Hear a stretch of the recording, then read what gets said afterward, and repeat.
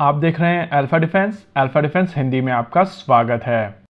आज के इस वीडियो में हम लोग बात करने वाले हैं पीएलए एयरफोर्स के एक क्रैश के बारे में, जिसके कुछ वीडियोस इस समय सोशल मीडिया के ऊपर घूम रहे हैं। अभी आप अपनी स्क्रीन के ऊपर जिस वीडियो को देख रहे हैं ये एक लो क्वालिटी फुटेज है जो बेसिकली चाइनीज सोशल मीडिया से इंटरनेशनल सोशल मीडिया के ऊपर आ गई है। आमतौर पर चाइना में चीजें बहुत ज्यादा क्लोजली गार्डेड होती हैं और इन्फॉर्मेशन के बाहर निकलने से पहले बहुत सारी सेंसरिंग कर दी जाती है। यही कारण है कि पीएलए एयरफोर्स के जब एयरक्राफ्ट क्रैश करते हैं तो वो इन्फॉर्मेशन पब्लिक नहीं होती है। इस केस में भी जो फोटोग्राफ्स और वीडियोस इनिशियली निकल कर आए थे उनमें से ज्यादातर चाइनीज सोशल मीडिया के ऊपर डिलीट किए जा चुके हैं और एक यही फुटेज इस समय पब्लिक है क्योंकि ये इंटरनेशनल सोशल मीडिया प्लेटफॉर्म्स पर आ चुकी थी, जैसे कि एक्स, मेटा, व्हाट्सएप और टेलीग्राम। वैसे तो इस फुटेज की क्वालिटी काफी ज्यादा खराब है और इसी वजह से अश्योरिटी से हम लोग ये नहीं कह सकते हैं कि ये कौन सा फाइटर जेट था। लेकिन अगर आप पीएलए एयरफोर्स की इन्वेंट्री पर नजर डालेंगे तो आपको समझ में आएगा कि इस तरीके के दिखने वाले उनके पास में 4 फाइटर जेट्स हैं। एक J-11, दूसरा J-16, तीसरा Su-27 और चौथा Su-30।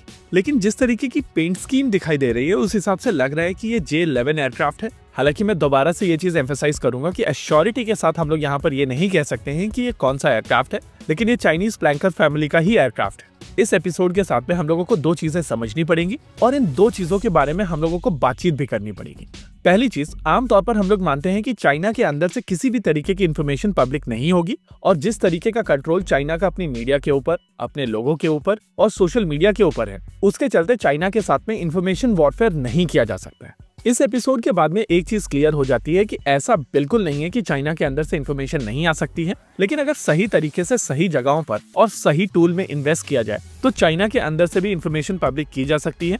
लेकिन नेचुरली ये प्रोसेस थोड़ा ज्यादा कॉम्प्लिकेटेड होगा क्योंकि एक तो लैंग्वेज और दूसरा चीजों के ऊपर बेहतर कंट्रोल चाइना को एक बहुत अच्छी सिचुएशन में ले आता है। लेकिन अगर भारत ताइवान का प्रयोग करे या दूसरे ऑप्शंस का प्रयोग करे तो चाइना के अंदर से इन्फॉर्मेशन पब्लिक की जा सकती है। दूसरी इंटरेस्टिंग चीज ये है कि जो एयरक्राफ्ट यहाँ पर गिर रहा है वो एक ट्विन इंजन एयरक्राफ्ट है और 2 इंजन के साथ में अगर एक एयरक्राफ्ट क्रैश होता है बिना पावर के तो ये चीज साफ समझ में आती है कि दोनों इंजन फेल हुए हैं और दोनों इंजन साइमल्टेनियसली फेल होना एक बहुत बड़ी परेशानी दिखाती है। देखिए, अगर आप पीएलए एयरफोर्स की अप्रोच को देखेंगे तो उनकी तरफ से हमेशा से कोशिश की जाती है कि अगर 60-70% परफॉर्मेंस किसी इंजन से एक्सट्रैक्ट की जा सके तो उसके लिए बाहर से इंजन को अक्वायर करने की आवश्यकता नहीं है। और अब पीएलए एयरफोर्स की तरफ से अपने सारे एयरक्राफ्ट ज्यादातर चाइनीज इंजन्स के बेसिस पर ऑपरेट किए जा रहे हैं। चाइनीज इंजन्स पूरी तरीके से रशियन इंजन्स के ऊपर बेस्ड है। बेसिकली रशिया में 2 फैमिलीज ऑफ इंजन्स हैं, एक RD-33 फैमिली और दूसरी AL-31 फैमिली। RD-33 इंजन्स जो बेसिकली MiG-29 के लिए बनाए गए थे वो छोटे एयरक्राफ्ट में यूज किए जाते हैं, जैसे कि JF-17 थंडर। और AL-31 कैटेगरी के इंजन्स आमतौर पर फ्लैंकर सीरीज के एयरक्राफ्ट के लिए यूज किए जाते हैं, जैसे कि Su-27, Su-30 एक्सेट्रा।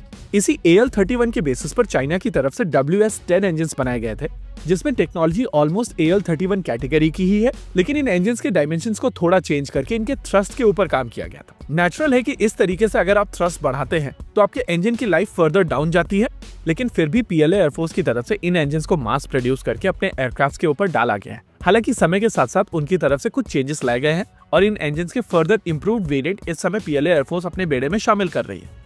आइए इस इम्पैक्ट को समझते हैं एक एग्जांपल की मदद से। इमेजिन कीजिए कि आपके पास में एक फाइटर जेट है जिसमें वेस्टर्न ओरिजिन के इंजन्स का प्रयोग किया जाता है, तो आप इस एयरक्राफ्ट की पूरी लाइफ साइकिल के दौरान लगभग 2 से 2.5 इंजन का प्रयोग करेंगे। लेकिन अगर ये रशियन इंजन्स होंगे तो आपको 5 से 6 इंजन्स लगेंगे।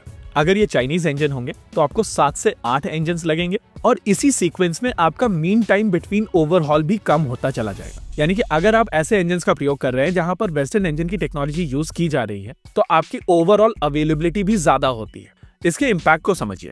इस समय रफाल के परफॉर्मेंस बेस्ड लॉजिस्टिक्स के हिसाब से आपके 36 में से 27 रफाल किसी भी गिवन पॉइंट ऑफ टाइम पर अवेलेबल होंगे, लेकिन अगर आपकी अवेलेबिलिटी 50% की है तो किसी भी गिवन पॉइंट ऑफ टाइम पर आपके पास में केवल 18 रफाल होंगे। इतना अंतर आता है अवेलेबिलिटी के चलते। इसी के साथ आज के इस वीडियो में रखते केवल इतना ही। वीडियो को अंत तक देखने के लिए धन्यवाद। देखते रहिए अल्फा डिफेंस। जय हिंद।